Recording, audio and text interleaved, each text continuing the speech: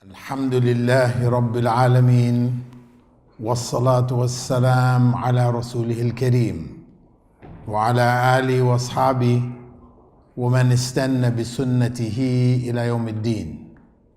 All praise is due to Allah, and may Allah's peace and blessings be on the last Prophet Muhammad sallallahu alayhi wasallam, and on all those who follow the path of righteousness until the last day. The topic, exorcism in Islam, is perhaps a bit strange for many of you who may not understand what exorcism actually means, but you have heard about it, and there are a lot of stories that circulate in the Muslim communities around the world concerning it. And perhaps you might even have had a neighbor or a relative who has undergone an exorcism. So this evening, I intend to clarify for you the true Islamic point of view with regards to exorcism. As I mentioned, in all Muslim cultures, exorcism is being done in a variety of different ways. Some of them may be acceptable, many of them may not. And it is important for Muslims to know what is acceptable and what is not with regards to all aspects of Islam. Because the religion which Prophet Muhammad sallallahu alaihi wasallam brought, and which was delivered to the Ummah, the first generation, when the verse Al-Yawma Akmaltu Lakum Dinakum was revealed, today I have completed my religion. Allah completed the religion already. So there is no need and there is no room for additions or subtractions. If it is complete, it means it is complete as a whole. So, just as in all of the various areas of Islamic practice, knowledge, etc., tradition, culture, it is important for us to remain holding on firmly to the original teachings, whether it's salah, whether it's zakah, or it's hajj, or it's fasting.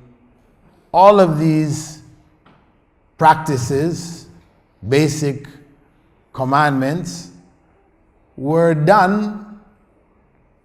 demonstrated by the Prophet ﷺ, and he told us to do them the way he did them. So there is a right and a wrong, a right way and a wrong way. The way he did it and did them is the right way, and any other way which doesn't conform with what he taught and practiced is considered the wrong way.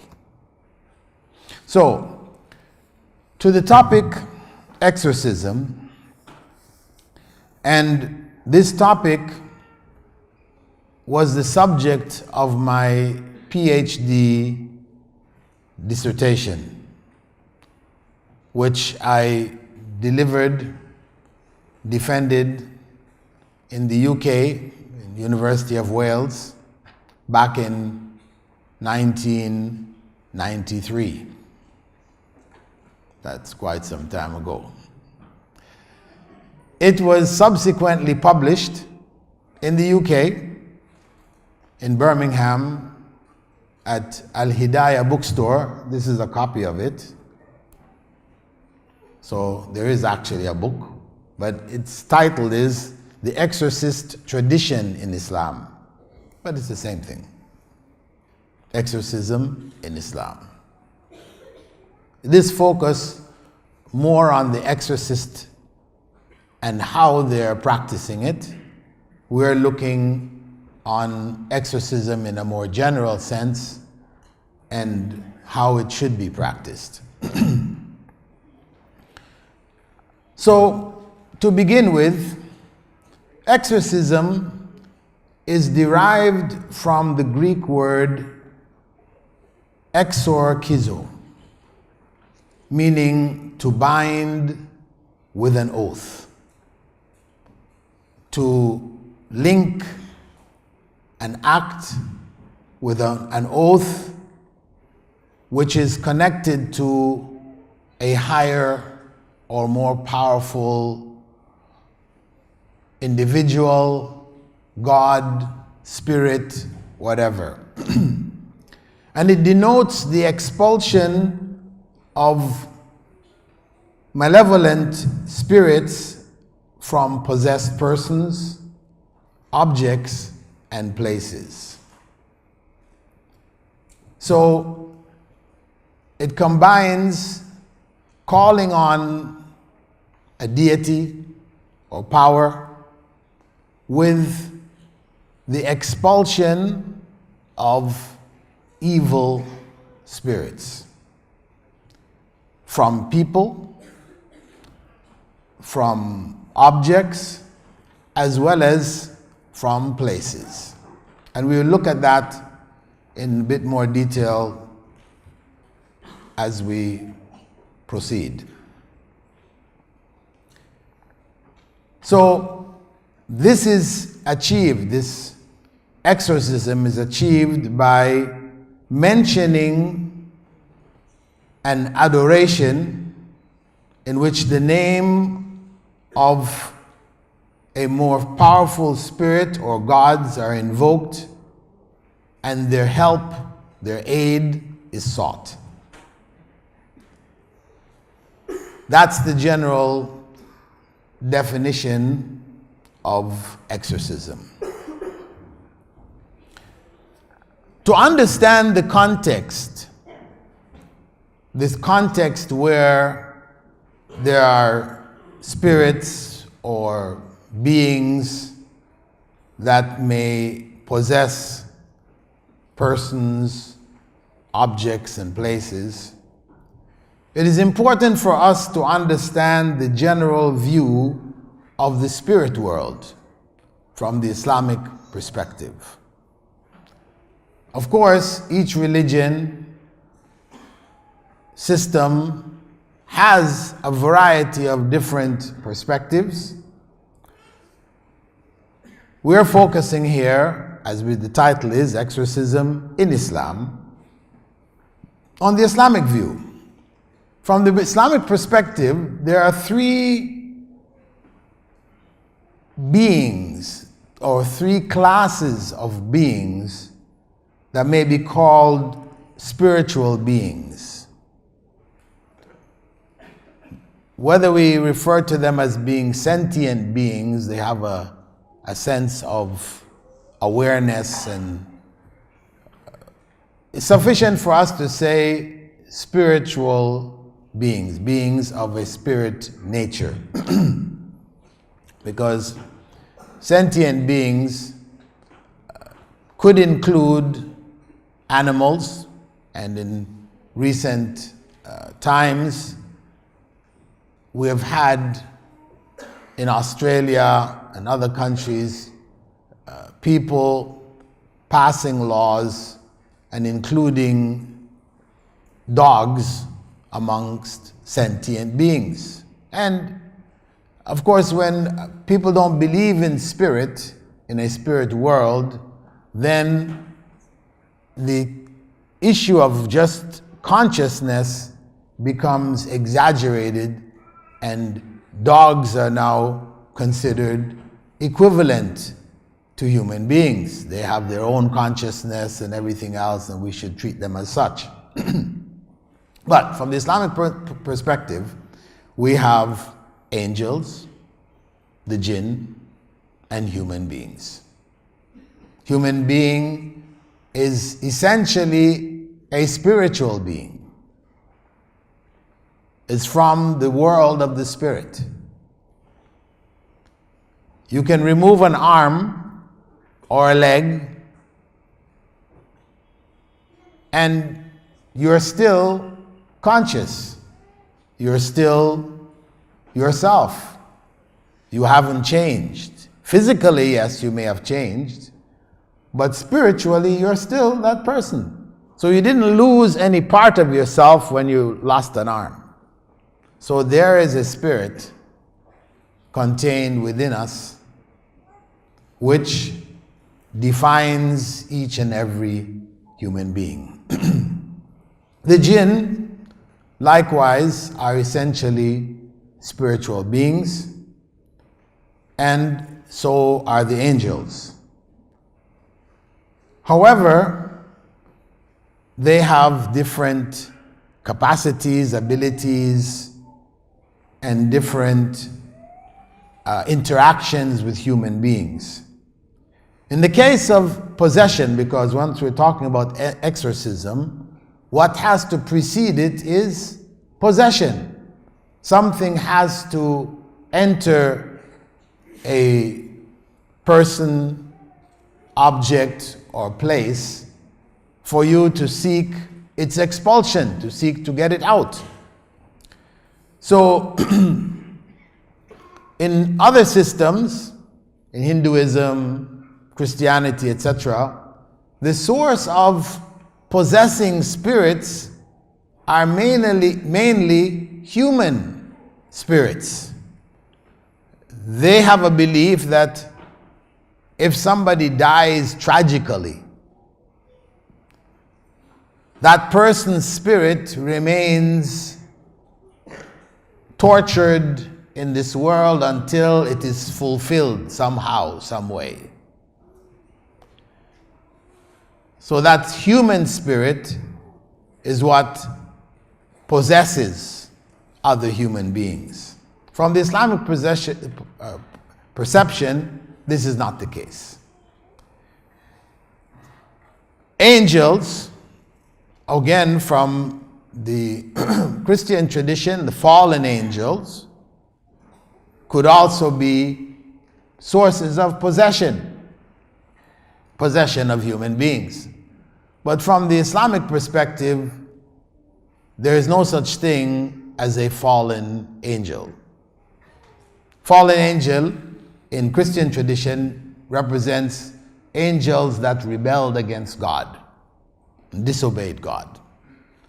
But in Islamic understanding, angels do whatever they are commanded to do. They don't have the option of disobeying God.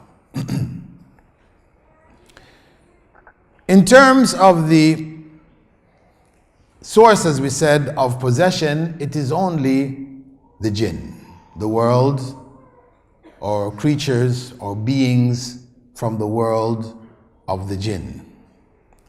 And let me just say here that the jinn, from the Islamic perspective, the correct Islamic perspective, do represent another set of beings in a parallel world with ours who are different from us,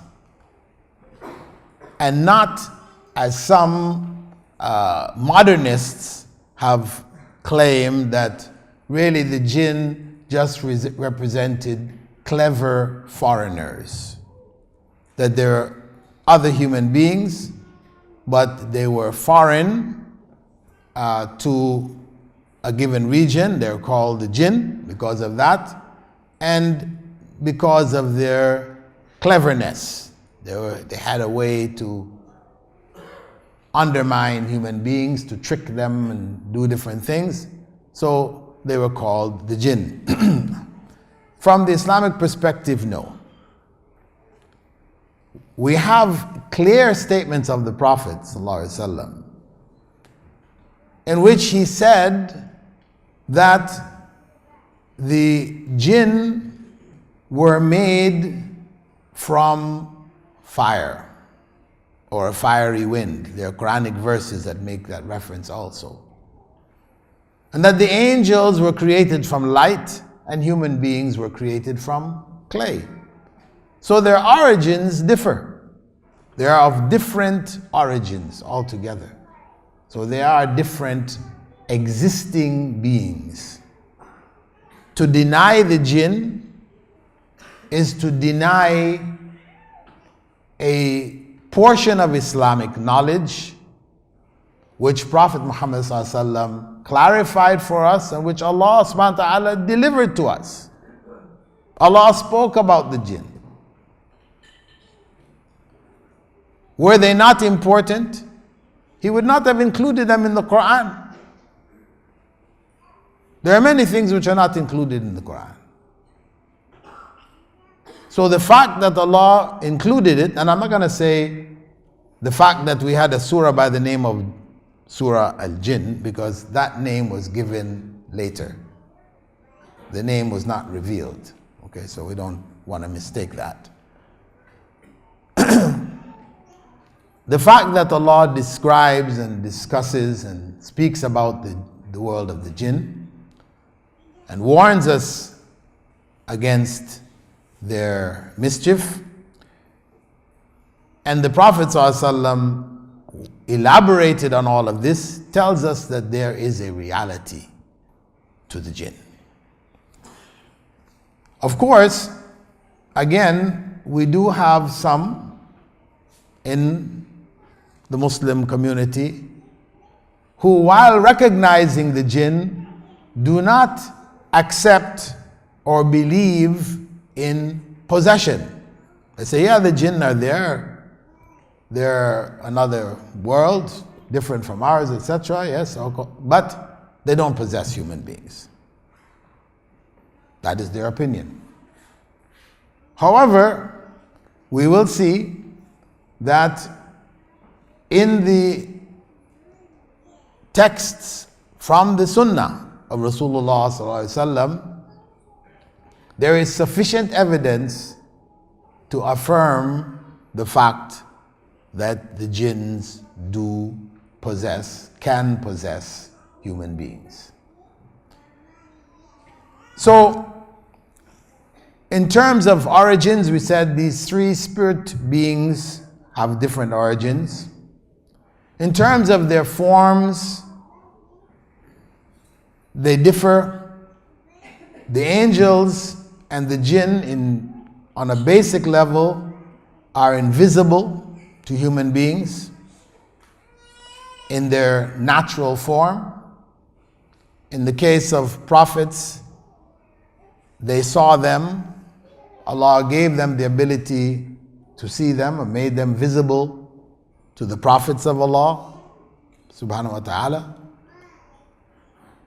And in human form, in the case of angels, some of them were seen by the companions of the Prophet ﷺ, and we all are familiar with the well-known hadith of the 5 pillars of Islam and Iman, where that individual had come and sat in front of the Prophet ﷺ and asked him about Islam, then asked him about the pillars of Iman and Ihsan.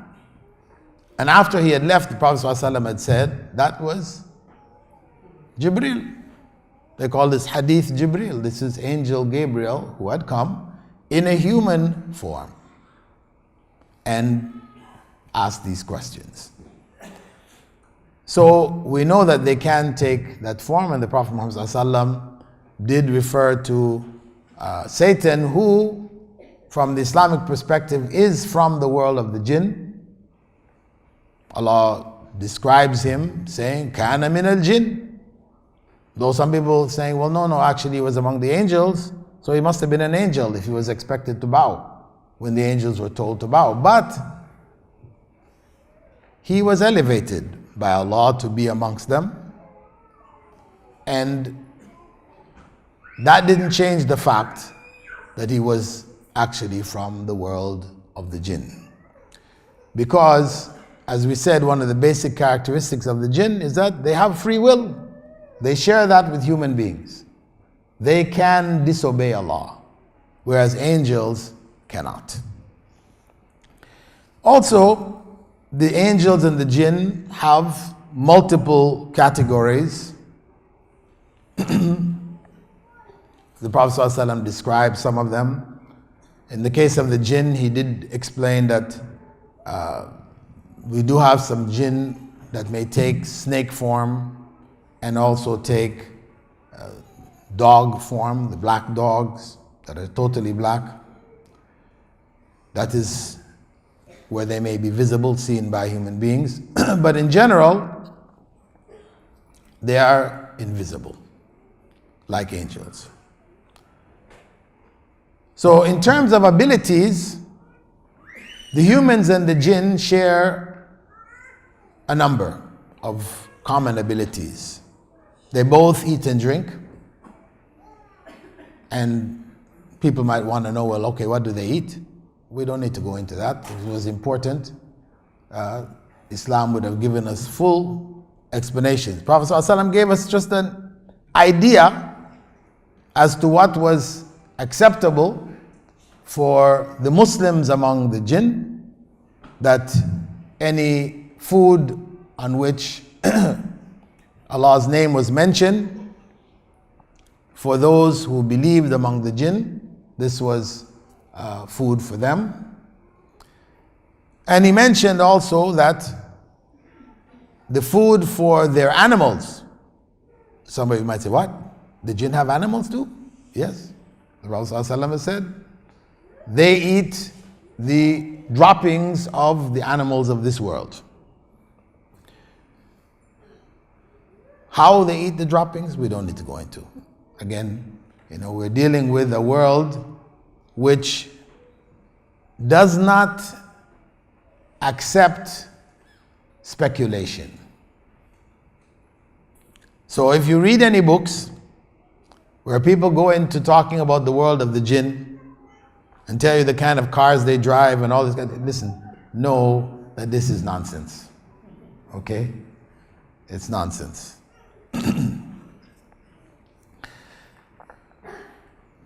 Anyway, the jinn interfere with our world. And if they didn't have any connection with our world, then there was no need for Allah to tell us about them. He informed us about them because they do interfere with our world and affect our world in different ways.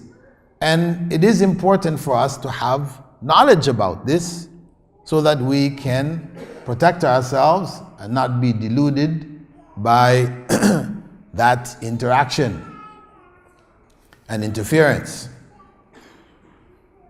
The first example, for those of you that may not be familiar, is in dreams.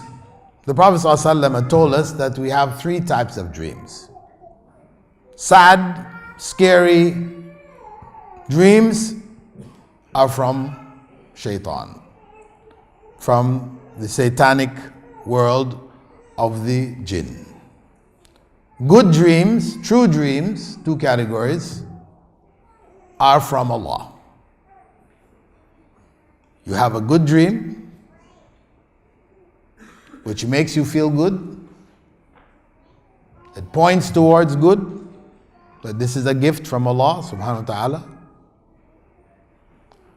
And if that dream comes true,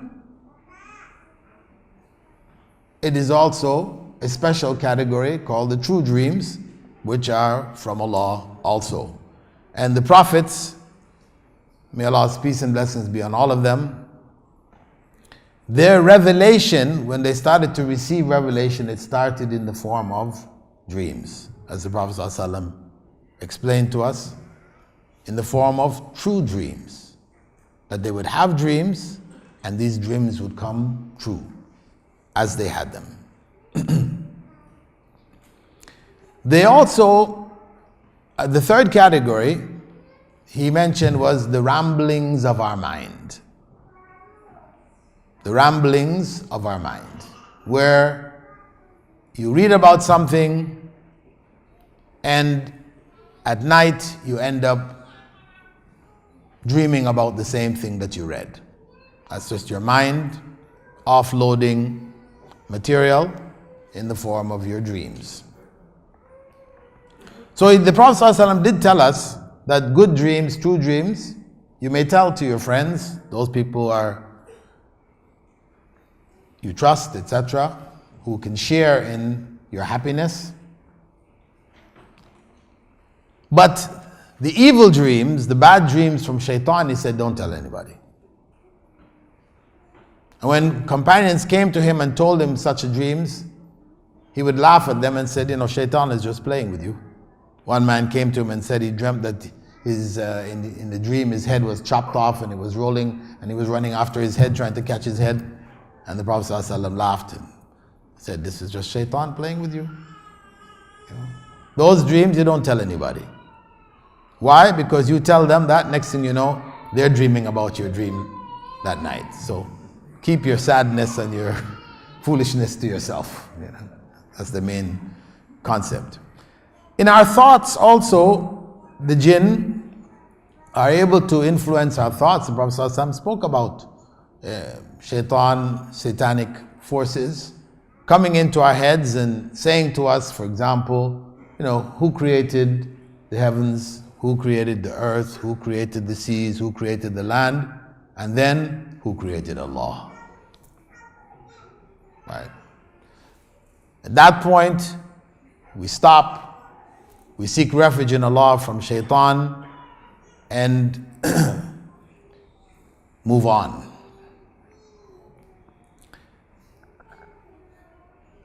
I should just mention that if your children ask you that, it's natural. Don't think that they've become possessed by shaitan. Right? Because you're telling them, Allah created this, Allah created that, Allah created everything. Eventually it will come to their head and they say, well, who created Allah? Okay, that's an innocent question, right? Don't say, A'udhu billahi minash shaitanir rajeem. Seek refuge from Allah, in Allah from your own children, right? You have to give them an answer, and there's an answer. Nobody created Allah. Boom. If they need more, you give them a little bit more. But enough to say, nobody created Allah. Allah created everything and everybody, and nobody created Allah. Also, the Prophet ﷺ told us about our homes that, if we don't say Bismillah when we're coming into our homes, remember Allah within our homes when we're eating and different things like this, that the satanic forces can enter into our homes and affect us in one way or another, or at least be present. And the potential for harm coming from their presence is always there. And also at the time of birth, the Prophet ﷺ had told us that the satanic forces will also affect the child when it's coming into this world. And that's one of the reasons why it is from the Sunnah, according to majority of scholars, it's authentic Sunnah, that you call the adhan when the child is born.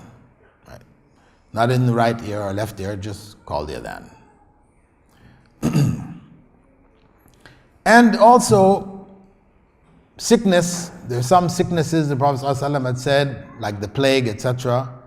It comes, or it is instigated by the world of the jinn.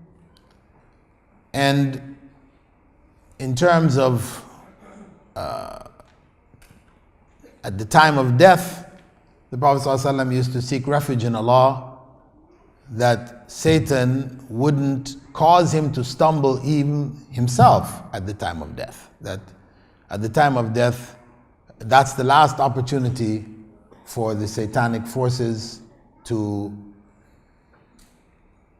take you off the track, die in a state of disbelief, and lose your akhirah. As to the issue of cohabitation between the jinn and human beings, whether it takes place, and it is potentially possible, and there are recorded instances of it, at any rate, it is unanimous amongst Muslim scholarship that nobody can say, I'm married to a jinn. Though we do have it. I've been to different parts of the Muslim world and people tell me, yes, so-and-so is married to a jinn. He has a jinn wife. So-and-so has a jinn husband. No. Because besides the fact that there are different species, it's like somebody coming up and say, my cow is my wife. We're going to say, well, we're not going to accept this. That's a whole other species. We're not allowed to marry cows. Right? You do have people who cohabit with cows, but it's not acceptable. So similarly, even Imam Malik and other scholars did speak about this even, said it's not acceptable because a woman, comes pregnant, she doesn't have a husband, she said, she's before the court, she says, it's a jinn. I have a jinn husband. So, these issues like this, become very confused once you give the okay to to such practices or possibilities. Now, if we look at possession, in Arabic it's called sara'. We have some verses which the scholars speak about as proof from the Quran, like verse 275 from Surah Al-Baqarah, where Allah subhanahu wa ta'ala said, الَّذِينَ يَأْكُلُونَ الرِّبَا لَا يَقُومُونَ إِلَّا كَمَا يَقُومُ الَّذِي يَتَخَبَّطُهُ الشَّيْطَانُ مِنَ الْمَسِّ. Those who consume interest only get up like one who Satan has stripped from his touch. However, this is subject to interpretation. Somebody could say, that's not clear proof. That's not proof that Shaitan has possessed that person. Yes, it does talk about Satan's touch. The person is touched by Shaitan. But is that possession taken over completely? Well, we find that in the hadith. One of the hadiths authentically reported in Musnad Ahmad is the hadith of Ya'la ibn Murrah, where he mentioned being on a trip with the Prophet Muhammad ﷺ, and they came across a woman who was sitting on the road waiting for him with a child in her arms. And she approached the Prophet ﷺ when he came close and raised the boy up to him and said that he's subject to fits regularly in the day. Every day he's having convulsions, continuous convulsions. So the Prophet ﷺ took the boy, put him in the saddle of his camel there with him. He opened the boy's mouth and he blew in the boy's mouth 3 times and said, in the name of Allah, I am the slave of Allah. Get out, O enemy of Allah. In the name of Allah, I am the slave of Allah. Get out, O enemy of Allah. So those who use this hadith as proof, saying that who was the Prophet ﷺ speaking to? If there was nothing possessing this child, this young boy, who was the Prophet ﷺ speaking to? He obviously was addressing some entity. So there are a number of other hadiths, various stages of authentication, which reinforce this narration, similar narrations. Now the question is, what are the signs of possession? How do we know who is possessed and who is not? In this case, the woman lifted the boy up and complained of convulsions which the boy had. And the Prophet ﷺ accepted the boy, treated the boy, and I should mention that later on when they came back, she came back to meet them, and the Prophet ﷺ asked her, well, how is your child? She said, from that day onwards, he was fine. He was fine from that day onwards. So convulsions, the Prophet ﷺ took as a sign, he understood, and treated that boy in that way. However, there's another narration from Abdullah ibn Abbas. He was talking to his students, and at one point he said, shall I point out to you somebody who is among those who were promised paradise in this life? They said, yeah, please do. Point the person out to us.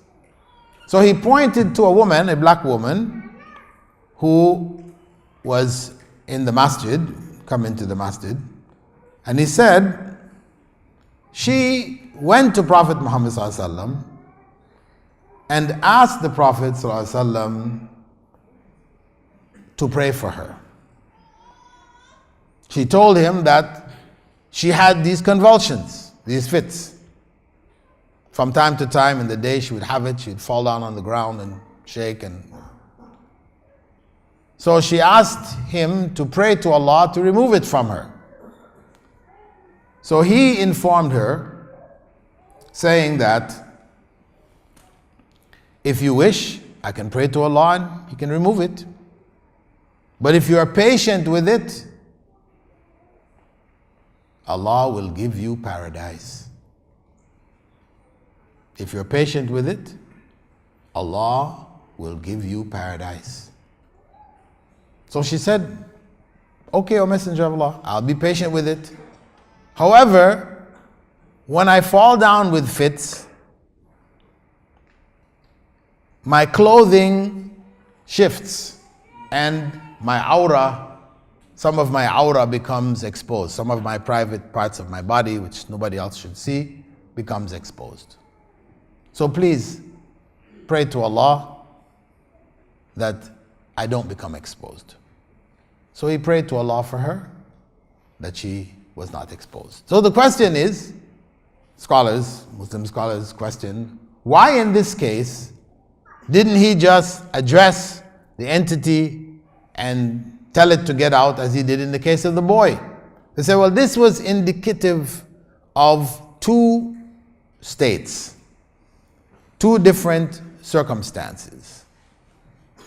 One in which the source of the convulsions was demonic, from the world of the jinn, satanic, and the other one was medical.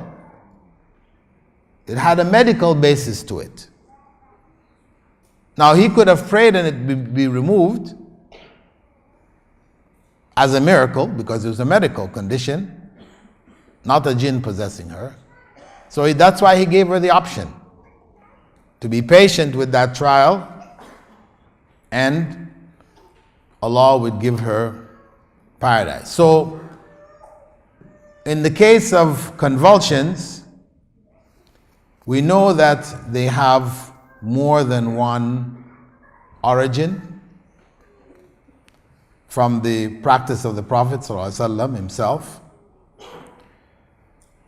And medical science has divided people who have epileptic fits, because it's the convulsions, they call it epilepsy, epileptic fits, into two categories. One they call symptomatic epilepsy, and the other one they call idiopathic epilepsy. Symptomatic is the one whose reason and origin can be figured out. Child fell on its head. After that, it started to have these things. Some incident happened which caused some imbalance in their system which led to it. And the other one whose origin they can't figure out. After all the treatment, etc., they can't figure it out. And much of them don't respond to medicine at all.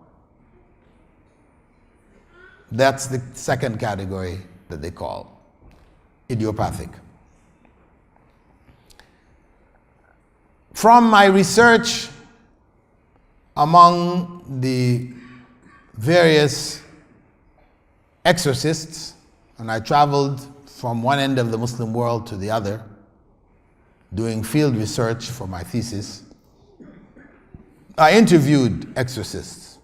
Those who claim that they were doing exorcism according to the Sunnah.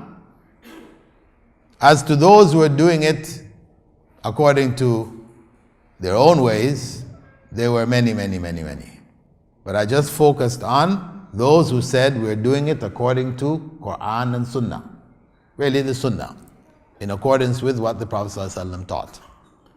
So among them, I sought to find out what were the common signs that basically most of them agreed upon as the signs of possession. Because when I discussed with many of them, and from my own research in other systems,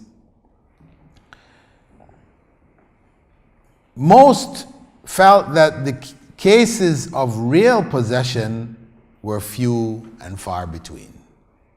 Some said between 10 and 15% of people are really possessed. The rest are psychological. Psychological feelings and states that they may be in, which created this impression, gave them this feeling, etc., but they're really not possessed. Of course, those who have made exorcism their business, like psychiatrists, if you go to a psychiatrist, he will always find something wrong with you. According to him, everybody has got some phobia, has got some kind of obsession or some kind of something. Everybody's sick. It's good for business, right? It's good for business. Similarly, these exorcists, in Pakistan they call them amil, different places they give them different names. They will tell you everybody's possessed.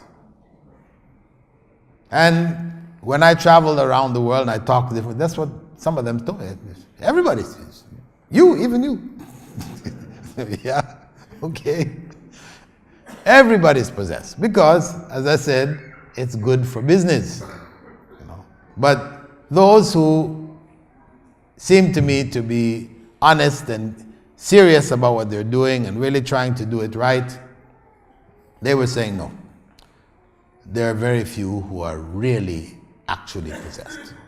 So amongst the signs that they were saying was like multiple personalities, and this is something documented in Western psychiatry, sociology, psychology. People with multiple personalities, completely different individuals within the same body. Now, this is well documented. They really don't have an explanation for it. There's many suggestions as to maybe it was because of this and that, and but they really don't have a clear explanation for it. So, meaning that if somebody in your family or neighbor or whatever, people, you find them changed. They're now talking in a different voice. They have different gestures and movements. It's like this is a foreign person. You really feel this is a different person altogether. That this may be among the signs of possession. Also, it's been recorded, people have spoken in other languages which they never learned. People spoke in other languages which they never learned, they were not familiar with. This is among the stronger signs. There was a case in Sri Lanka some years back of a little boy born in a Muslim family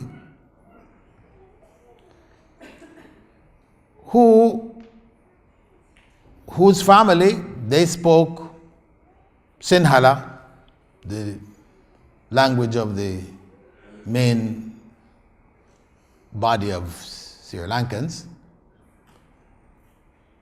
But the child didn't speak for about the first 4 years of its life. It didn't speak.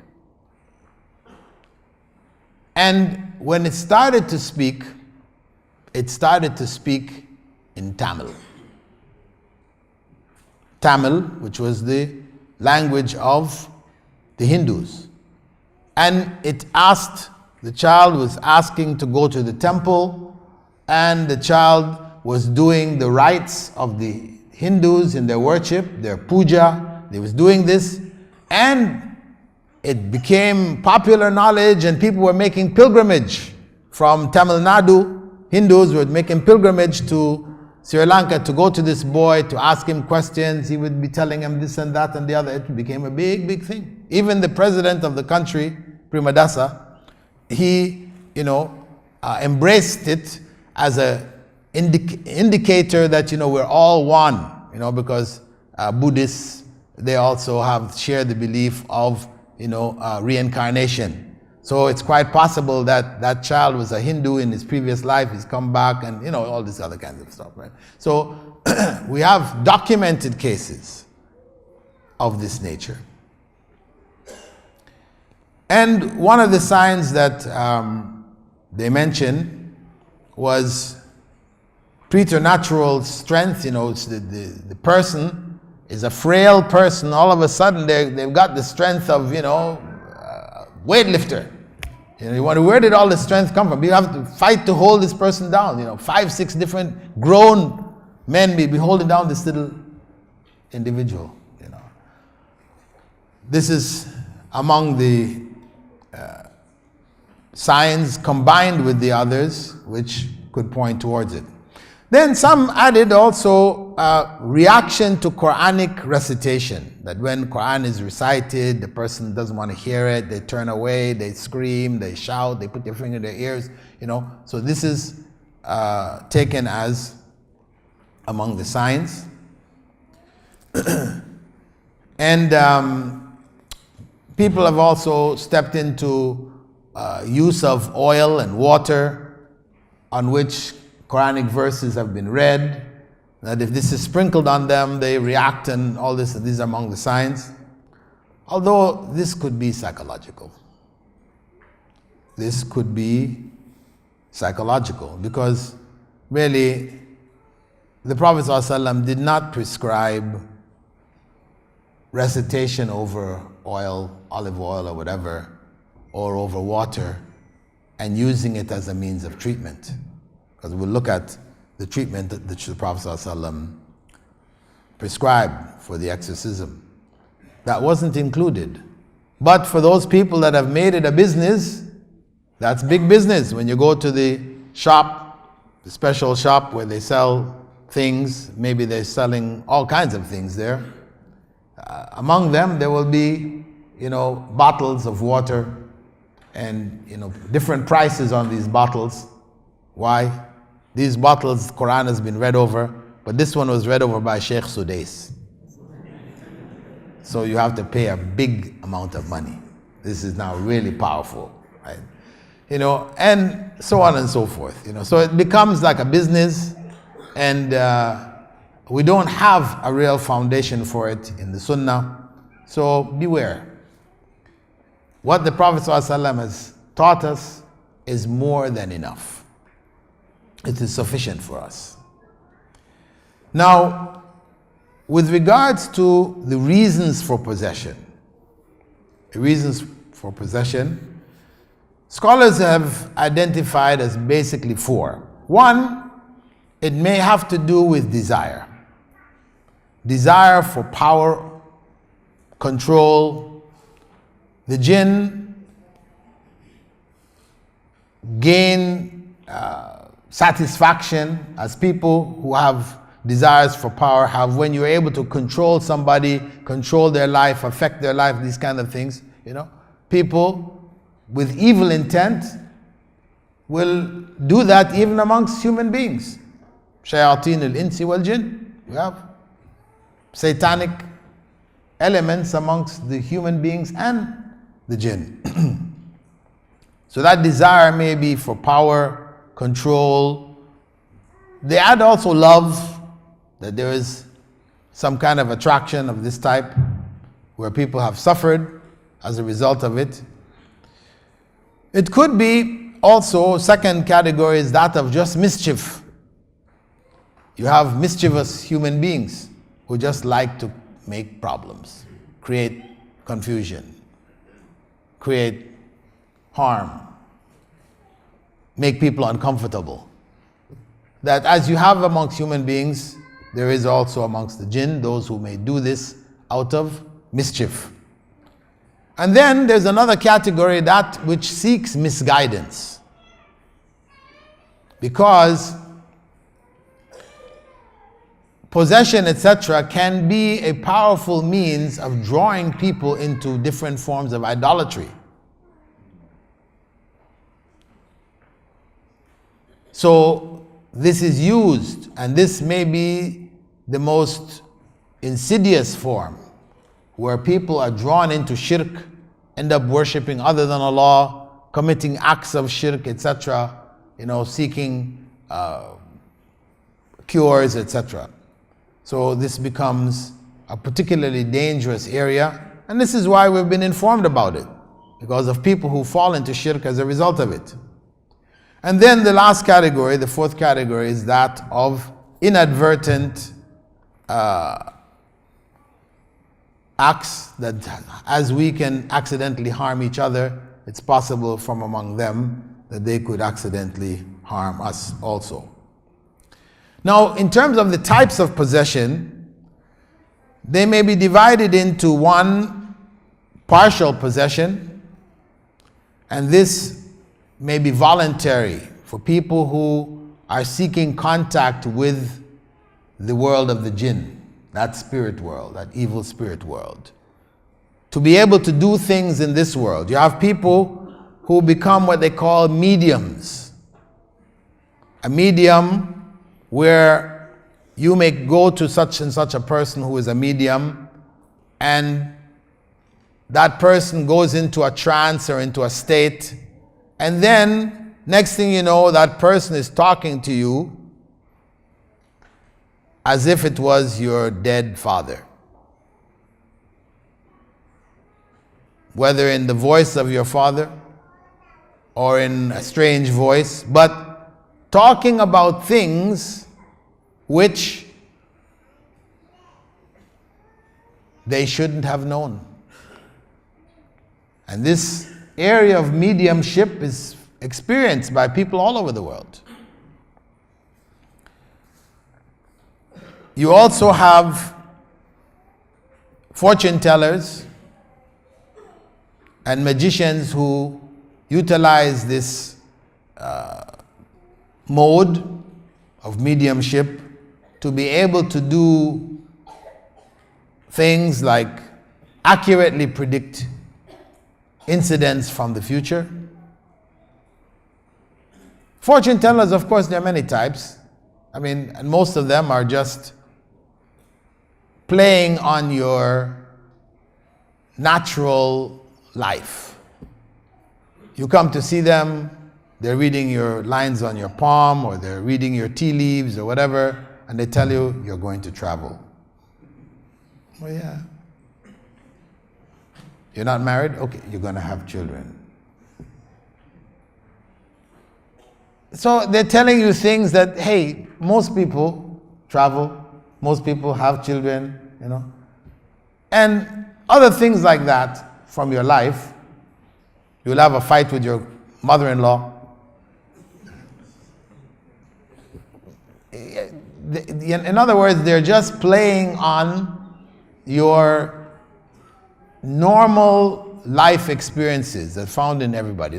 So they focus on those that are most common and they say them to you. And of course, for you, when you have the fight with your mother-in-law, you say,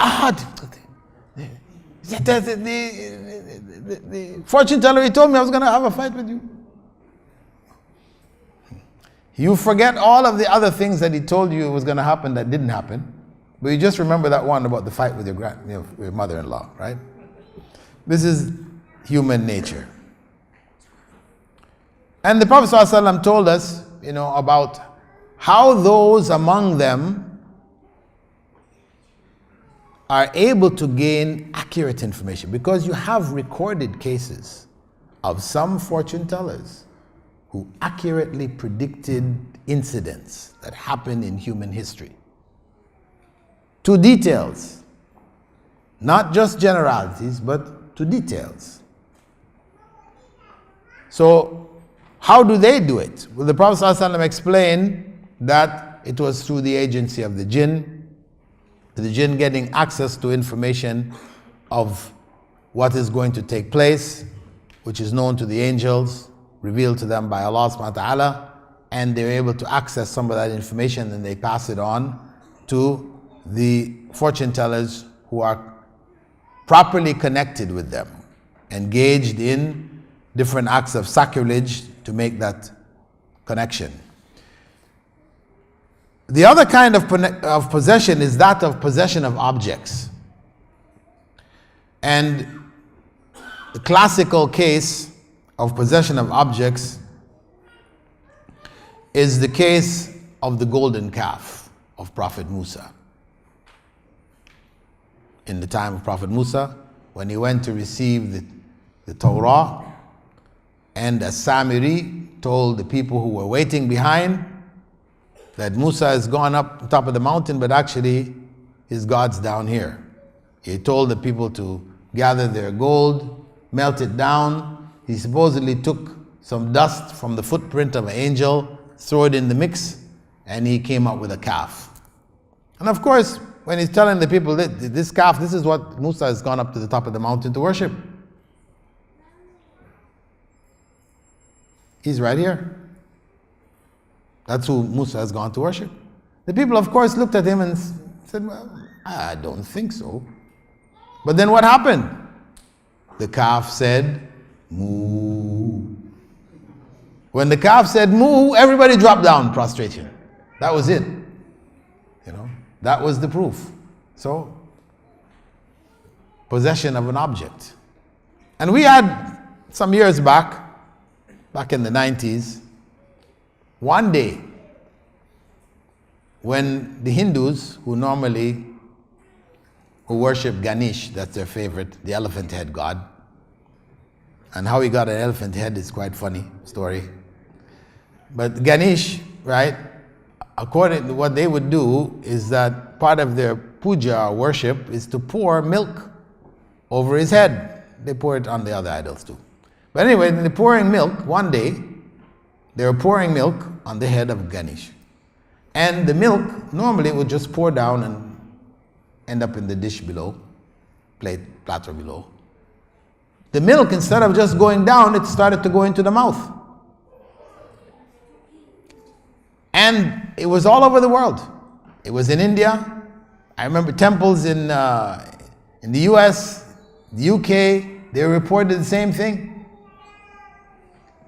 Of course, scientists were saying, oh, this is capillary action. These statues of Ganesh were made from stone. And, stone has air bubbles in it, spaces in there. So it was just the spaces, the milk was just going in. But it was happening with metal. There wasn't sufficient explanation. But it happened for just one day. What was the conclusion for Hindus? Ganesh is God. After you've seen that, that's convincing. So, possessing the object to create belief or strengthen false belief, it happened in the time of Musa, in Ganesh, and in other people's times also. There is a connection between possession and magic, evil eye, and all these other things, because that connection is the jinn. I won't go into that topic because that's a big topic in and of itself. But there is a connection.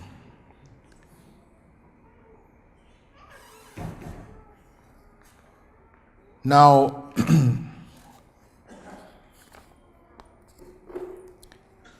in terms of the way to deal with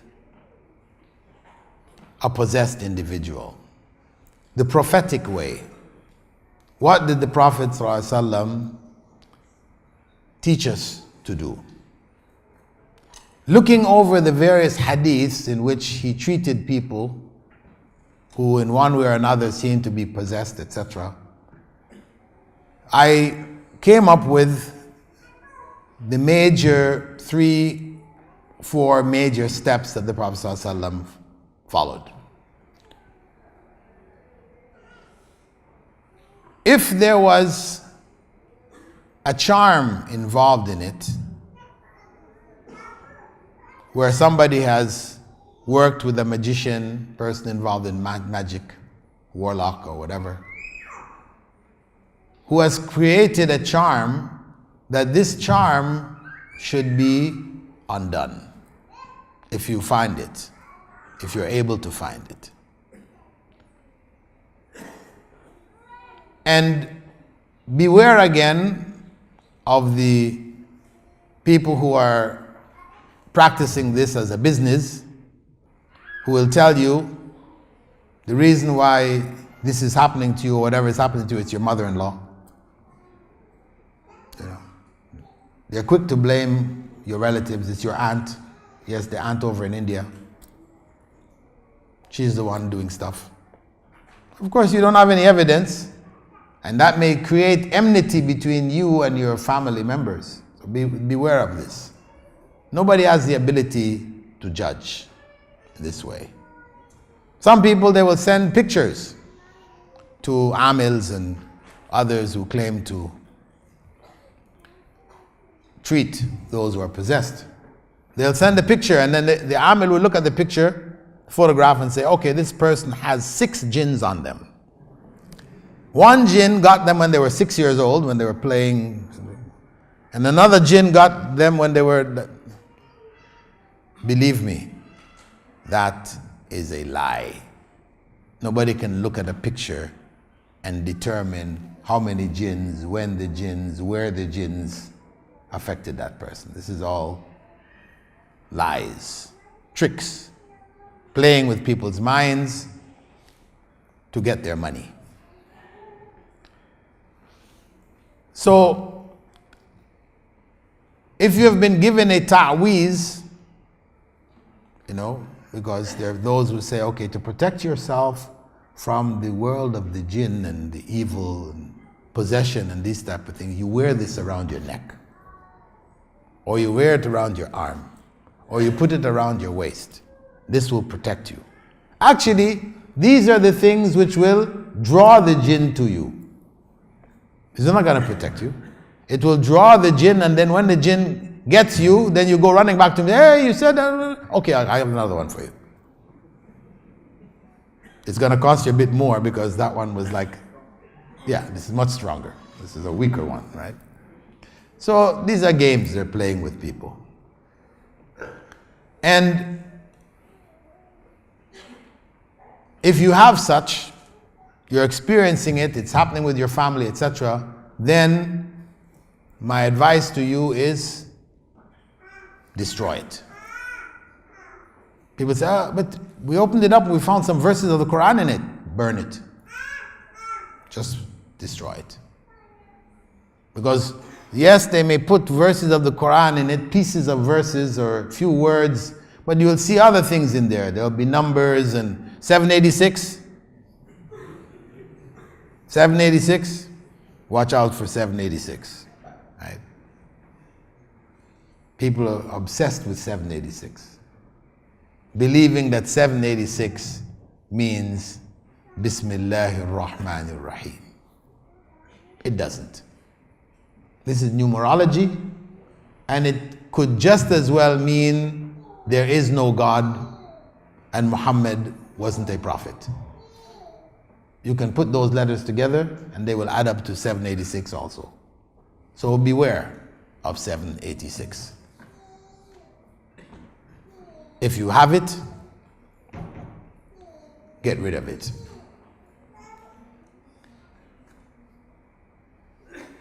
So, destroy the charm. That's what the Prophet ﷺ did when he came under the influence, jinn influence of magic, which affected him physically.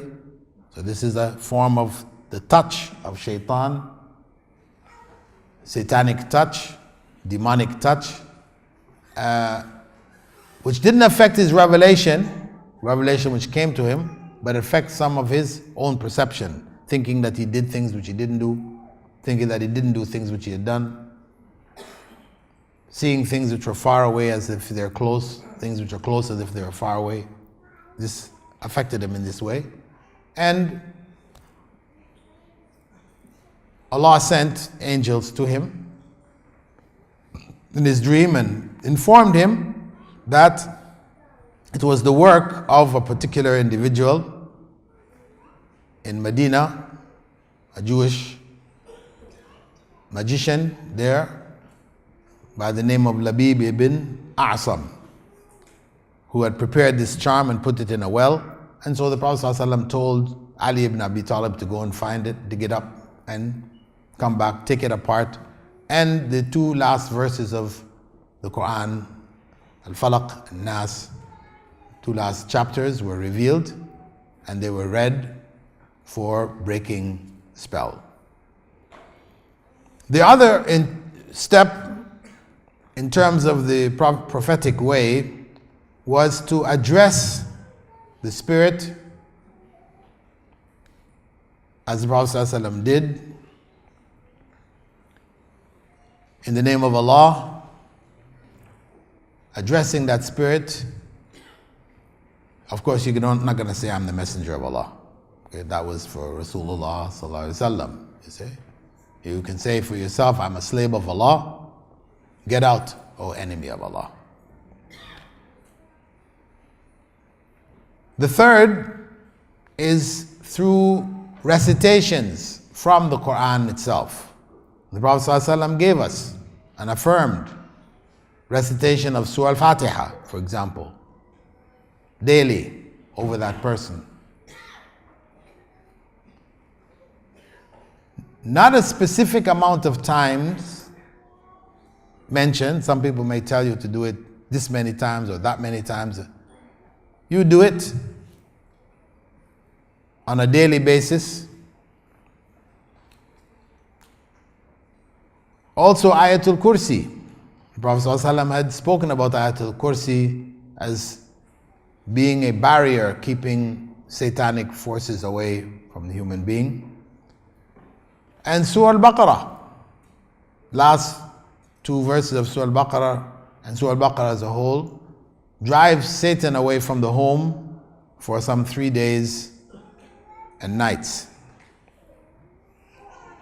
And even the Basmala, that the Prophet ﷺ had said that the Basmala will reduce the strength of any satanic affliction. And as I mentioned before, the adhan as well as the iqamah, because the Prophet ﷺ had said that whenever the adhan is made, satanic forces run away. And similarly, the iqamah. After the adhan is over, they may come back. With the iqamah, they are driven away again.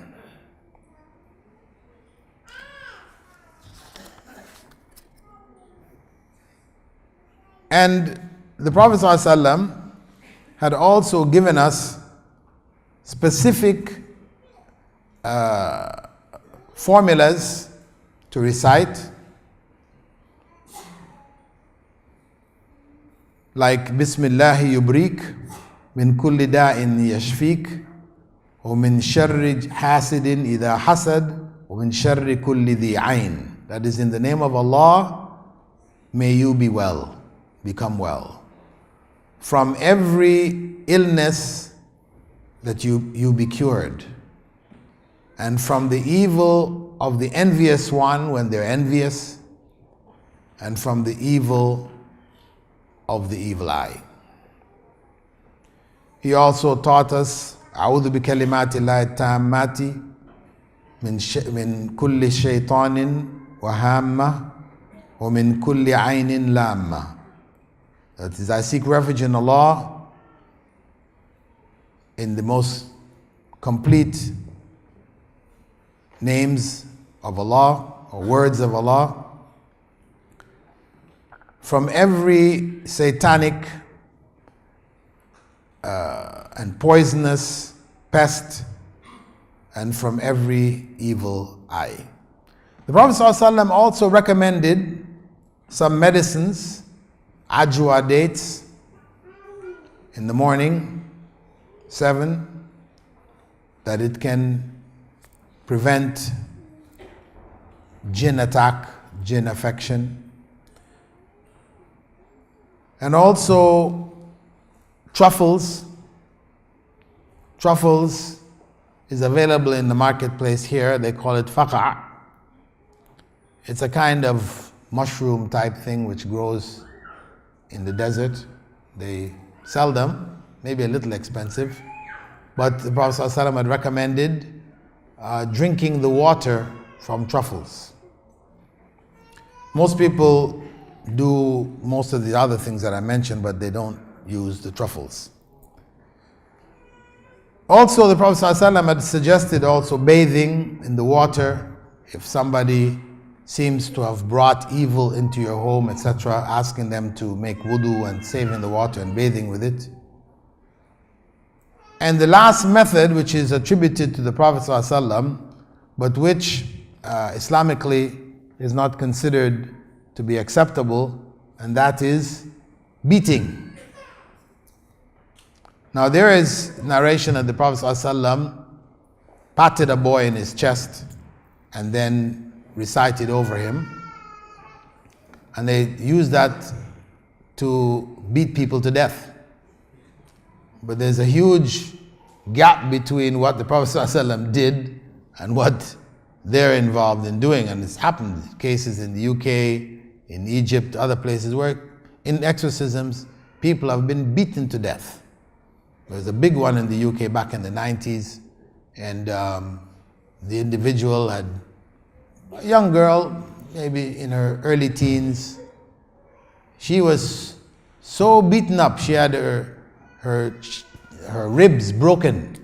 He was beating her with an ashtray, a glass, big heavy glass ashtray, was beating her, and made her drink red pepper. Wouldn't give her any water. She had to just consume this red pepper. It was just tearing her up till she died. He was arrested. But people will tell you, when the exorcist beats you, he's not actually beating you. He's beating the jinn that is possessed you. So when you scream out, that's the jinn. But in my research, when I met with people after treatments, and I asked them, how do you feel? They said, I'm paining, man. I'm sore, my body is, They were complaining of, serious, and there were bruises, etc. So no matter what they tell you, it's really hitting the jinn. People are suffering. And the Prophet ﷺ had said, Al-Muslim man salim al-Muslimuna min lisani wa yadi. The true Muslim is one from whose hand and tongue, one from whose tongue and his hand, people are safe. So this practice of beating is not acceptable. And any of the other practices, whether it's ta'weez as I mentioned, or they have this practice of, in some places, tying fingers, tying toes. They say this traps the jinn inside the person.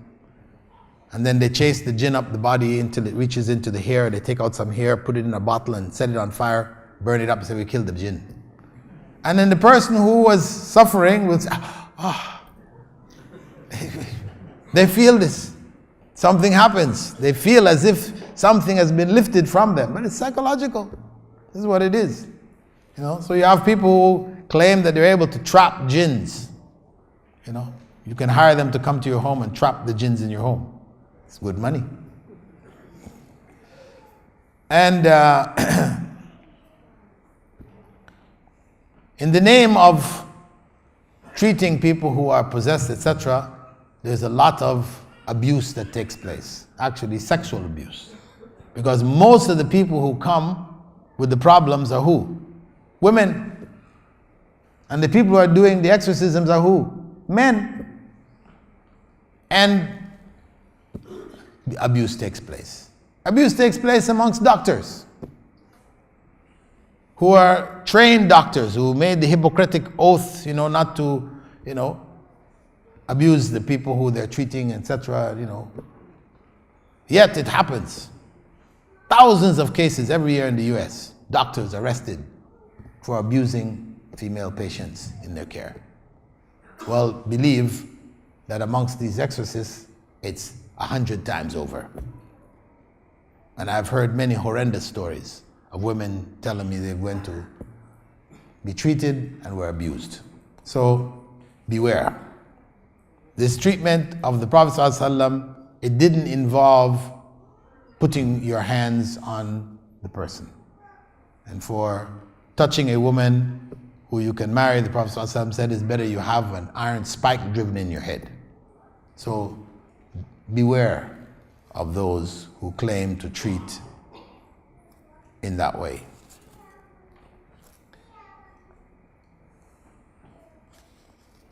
So that concludes basically the exposition on exorcism, except for one remaining question. The question that people ask when hearing this subject and hearing what Islam has to say, they say, well, Christians are doing the same thing. You've seen it in movies, read it in the newspaper. The priest comes with the cross in his hand. He's in the name of Jesus Christ, sprinkles water on them or whatever, and the person is cured. And the Hindu priest, he will bring people and in his own thing, in the name of Shiva, or screams out Om, and that person is cured. And the Buddhists, not to be outdone, they have their, and people are being cured. So I say, what is this? Muslims do it and they're cured. Christians do it, Hindus do it, Buddhists do it. So, what is this? How do you explain that? Well, the explanation is that in the case of Muslims exorcising somebody in the name of Allah, because you have some Muslims who will say, in the name of Muhammad, get out. And the person gets cured. So they fall under the same category of the Christians and the others who cure using shirk.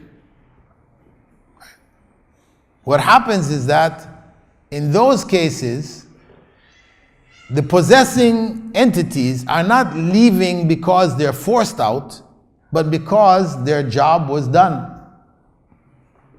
The people have committed shirk. Shirk has been confirmed for them. That strengthens their belief in whatever shirk they're engaged in. So no longer need to be there anymore. They can leave now. So that is the distinction between the two. Externally, it all looks the same. It's just like everybody raises their hand. One prays to Buddha, another one prays to Shiva, another one prays to Muhammad, and then others who pray to Allah. And everybody's prayers gets answered. It's the same thing. How? Is it all the same? Or is there really no God? You can go either way, right? Reality is that people say, well, if praying to God is the real one, then it should just happen for those who raise their hands praying to God. That way it would be known. But believe me, if it became known in the world that anyone who raises his hands and prays to Allah as a Muslim, their prayers are answered, but everyone else's prayers aren't answered, do you think they would remain a non-Muslim in this world? No. The test of this life would be finished, ended. The test is there. Why? Because everybody raises their hand and everybody gets prayers answered. Also, everybody gets prayers not answered. So it goes back to the truth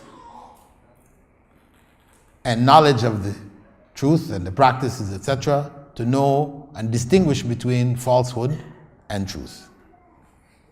So that covers basically the topic this evening. If in case you were waiting to see if I was going to do an exorcism on the stage, that's not a part of the presentation. I know some of you have brought your people. Somebody sent me notes and said, okay, we have some people with us. Can you do something for us afterwards? I studied this, This was a research I did, not to become an exorcist. So, inshallah, we can stop here and we can move into our question and answer session, inshallah.